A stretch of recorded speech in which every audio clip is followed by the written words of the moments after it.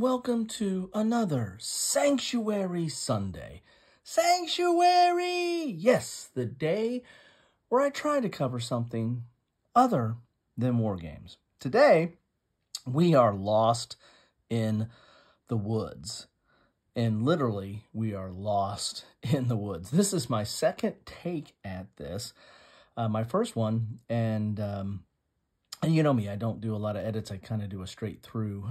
And my first one, when I went to put it up on our fine channel here at YouTube, there was no sound. So hopefully I got sound this time, but I was completely lost on why that happened. So this is a re-unboxing of sorts and a quick look at Lost in the Woods, a solo adventure by Robert Johnson. Can you survive Ichabod?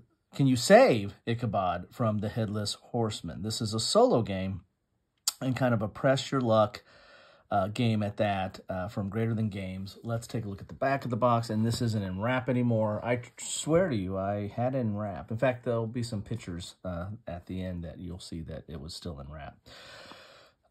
Greater Than Games, ages 14 plus, one player, 30 minutes. Ichabod Crane is returning home from the evening's festivities at the Tassel mansion, but he now finds himself being stalked in the woods by the mysterious Headless Horseman and other foul frights. In this solo push-your-luck game, you must guide Ichabod to the old covered bridge on the other side of the woods before the final confrontation with the horseman cost Ichabod his head. So I put this in Sanctuary Sunday. It's kind of horror. It might fit into Sci-Fi Fantasy Saturday. If you follow my channel, on Saturdays I try to cover sci-fi and fantasy and the like. Focus on war games, but you know I get quite a far afield on the weekends. And Sanctuary I try to cover stuff other than war games if possible. And today we're covering this push your luck horror themed game based on the literary Ichabod Crane and the Headless Horseman. So let's get inside the box. Again, you weren't here for the first one. I really hope there's sound on this one. Little box here. And, whoa, we have a pre-assembled clock here. Now, this came in a, counter sheet like this. You poked out the clock hand, poked out the clock, and the two brackets that you assemble these together was in either side of the insert there. So, by the magic of filming, we have a pre-assembled clock. We also have the rules here. The rules are not very long.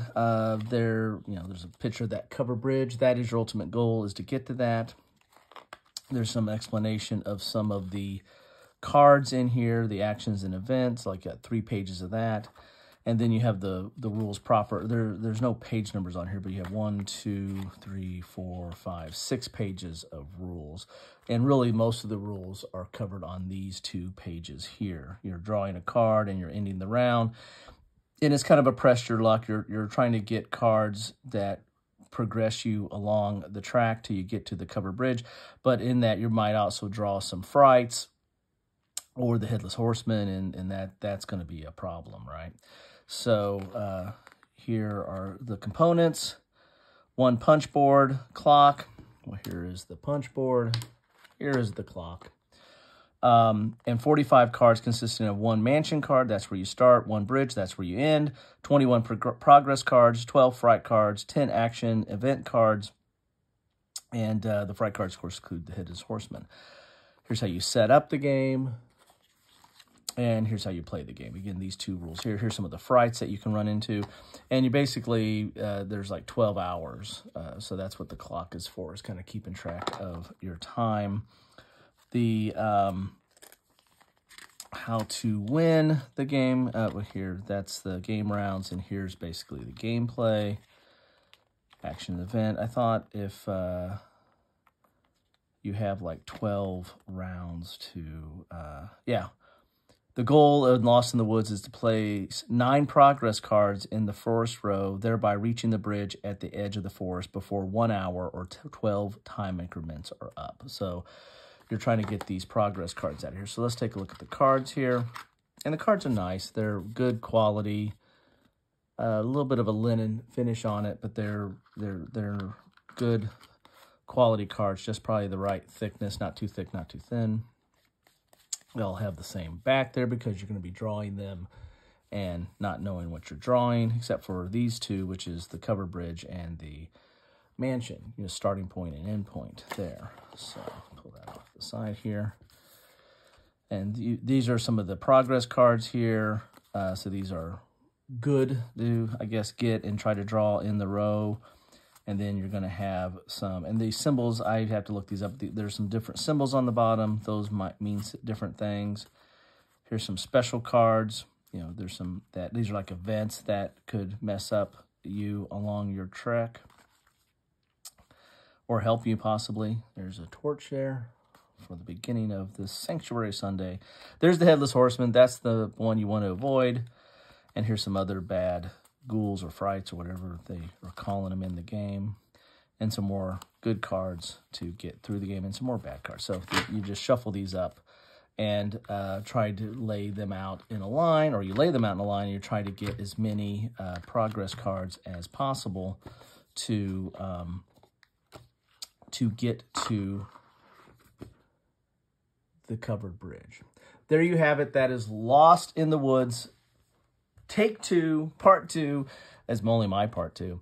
The one thing about it is with that insert, it doesn't fit flush in the box because those brackets that hold the clock together kind of stick up a little bit in there, but that's fine. It's not too bad. Anyway, that's what I have for you today on this Sanctuary Sunday. I hope, we'll see if you're watching this, then it got through. Again, I don't know what happened with that. I'm completely at a loss.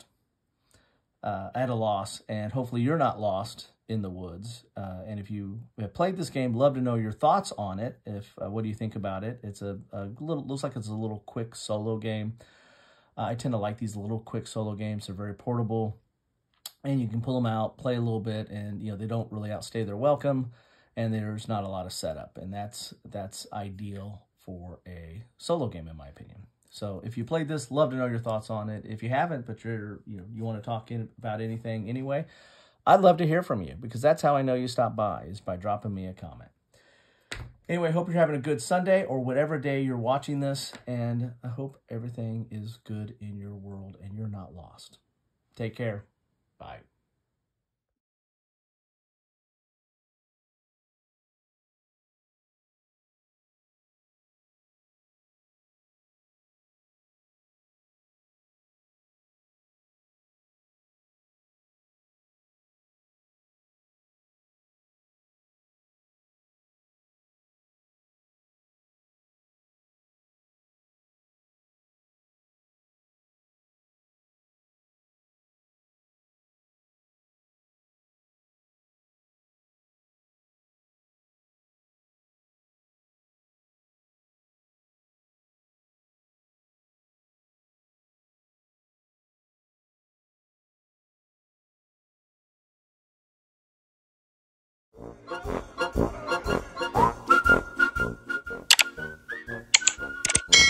Thanks for watching.